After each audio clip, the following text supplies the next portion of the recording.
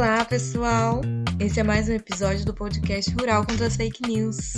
Novamente estamos aqui trazendo informação de qualidade para você. Seja bem-vindo e seja bem-vinda.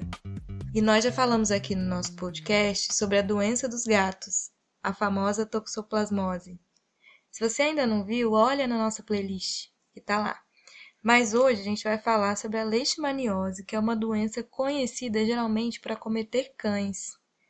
E para isso, para trazer informações sobre essa conversa, a professora Bruna de Azevedo, do Instituto de Veterinária da UFRJ, irá participar com a gente explicando detalhes sobre os vetores, os sintomas, os locais de maior incidência da doença e tudo mais.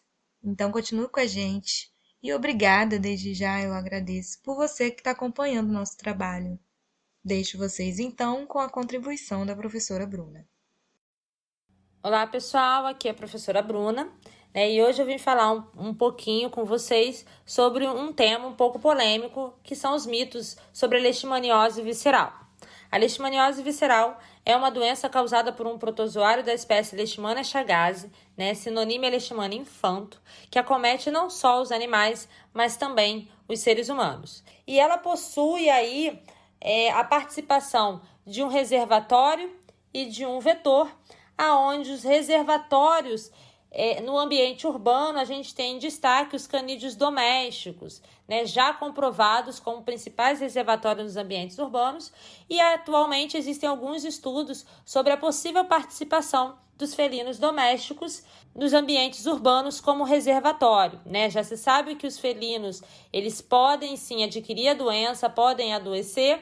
No entanto, não sabe-se se ele é um potencial reservatório para o vetor, Com relação aos ambientes silvestres, a gente tem aí os canídeos silvestres, como a raposa, e os marsupiais, como no caso os gambás, aonde antigamente a gente tinha uma característica da leishmaniose visceral, que era ela ter uma ocorrência maior em ambientes urbanos.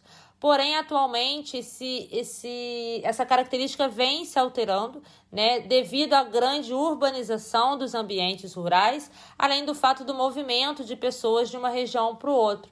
Então, acaba muitas vezes aquela pessoa que tem um cãozinho que está positivo para a leishmaniose visceral e às vezes nem sabe ainda, quando ela se muda para uma outra região em que existe o vetor, ocorre aí a transmissão nessa nova região. Então, a gente tem aí um aumento da distribuição de casos de leishmaniose visceral por todo o país, se destacando aí o estado de Minas Gerais, que é um estado considerado com diversas regiões endêmicas, como inclusive a Grande Belo Horizonte, e no próprio estado do Rio de Janeiro, em que a gente tem casos de leishmaniose visceral humana, na própria cidade do Rio de Janeiro, como no caso de casos de leishmaniose visceral canina, e o sul fluminense, o sul do estado do Rio de Janeiro, onde a gente tem diversos casos, tanto de cães quanto de humanos, inclusive casos de óbito de humanos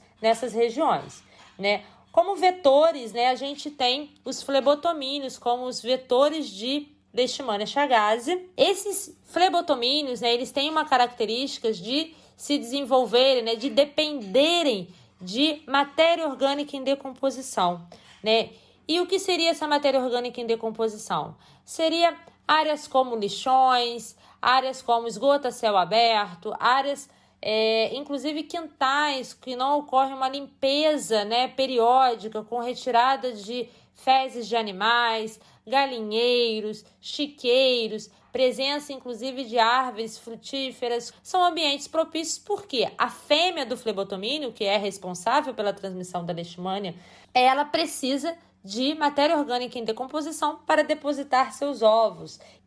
Os sinais clínicos, tanto nos animais quanto nos seres humanos, eles variam, podendo ser um período assintomático, até mesmo o desenvolvimento de sintomas como febre, lesões de pele e ainda alterações sistêmicas a nível de baço, fígado, rins e medula óssea, Daí a gravidade e a consequência que muitas das vezes um animal ou um ser humano não tratado pode levar a óbito, né? O diagnóstico nos animais ele é baseado em pelo menos 2 testes sorológicos positivos.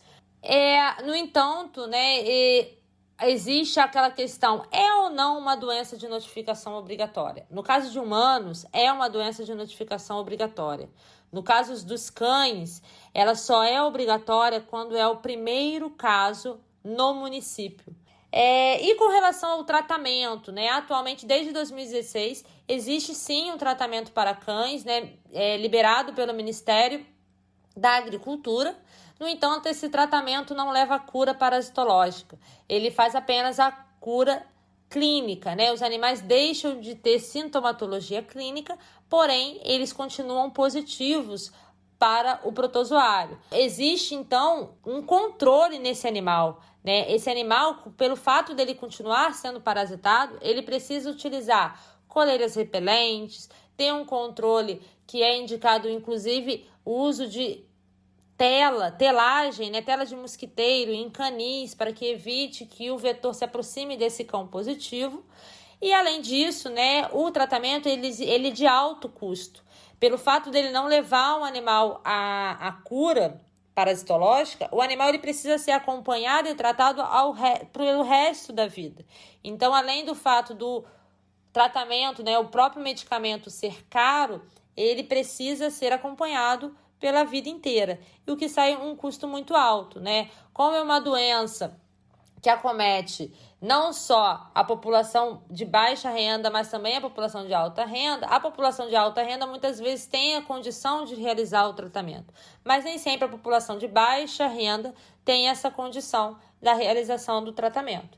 E aí a gente entra na grande polêmica de que se realiza ou não a eutanásia de animais positivos, né?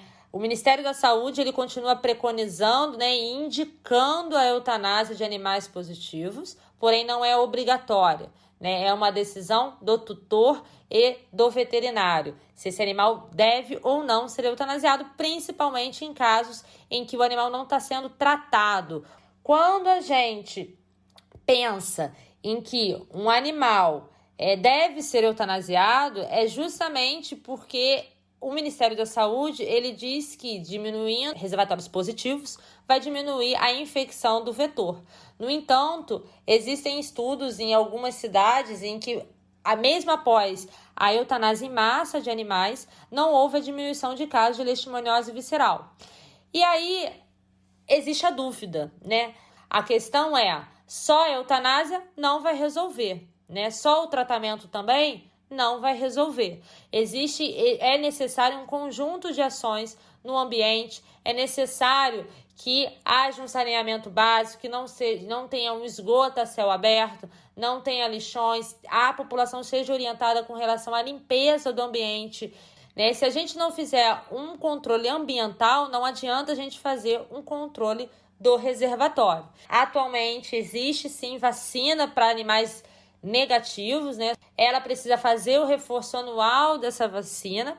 No entanto, não impede que o animal adquira a infecção, mas garante que esse animal responda de forma efetiva e muitas vezes o protozoário não evolui, não se desenvolve no organismo daquele animal. É isso, gente. Eu acho que é um tema que a gente conseguiria falar aí horas sobre leishmaniose visceral, mas o nosso tempo é curto. Espero que vocês tenham gostado um pouquinho do que a gente falou hoje. Muitíssimo obrigada pela explicação, que foi tão completa e rica, professora Bruna. Nós esperamos que essa informação tenha sido muito útil para você que está ouvindo. E não deixe de compartilhar com aquela pessoa que pode precisar desses dados, que pode precisar dessa informação. Obrigada por ter permanecido aqui com a gente. Esperamos vocês na semana que vem no nosso próximo episódio. Um abraço e até a próxima.